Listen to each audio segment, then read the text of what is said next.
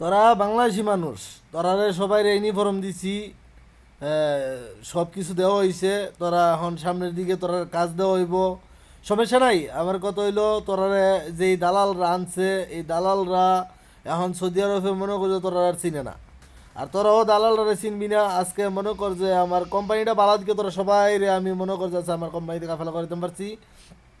তো কত হইলো, এখন সামনের দিকে তোরা মনে কর কিছুদিনের ভিতরে তোরা কামাইবো, আওয়ার পরে তোরা নিজের স্বাধীনে যে দিকে মন চাই দিকে যাই করবি, কোনো সমস্যা নাই। আর আমি তোরা কইতাছি, তোরা কোনো দালালের কথা শুনবি না।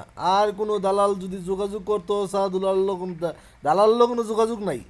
আমার কথা হইলো আজকে যদি দালাল যদি ভালো হইতো তোদের কাইন্ডা কাজ দিত, আজকে আমার কোম্পানিটা ভালার কারণে আমি তোরা সবাই রে আমি কাজ দিতে পারছি। তোরা সবাই রে আমি কাজ দিতে পারছি। আজকে যদি আমার কোম্পানিটা ভালো না হইতো তোরা আমি হেল্প করতে পারতাম না। আর আমি বাংলাদেশি হিসেবে আমি একটা গর্ব, তোদেরকে আমি হেল্প করতে পারছি, আমি তোদেরকে হেল্প করতে পারছি।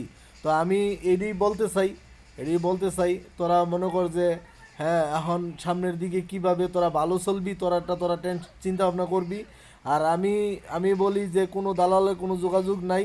তো আমার কোম্পানিটা বালা দিকে আমি তোরা কাফেলা করাইছি, তোরা রাকামানা দিয়ে দিলে তোরা যেদিকে মন চাই দিয়ে ঘুরবি, সমস্যা নাই। আর আমি বিশেষ করে আমার বাংলাদেশের যত ভাইয়েরা আছেন আমি সবাই বলতে চাই, এই যে লোকগুলো আইনা দালালে কাজ দিছে না, আপনারা যারা প্রবাসে আইবেন তারা একটু চিন্তা ভাবনা কইরা প্রবাসে আসার চিন্তা ভাবনা করেন, ঠিক আছে? কারণ এখন সৌদির পরিস্থিতি বেশি ভালো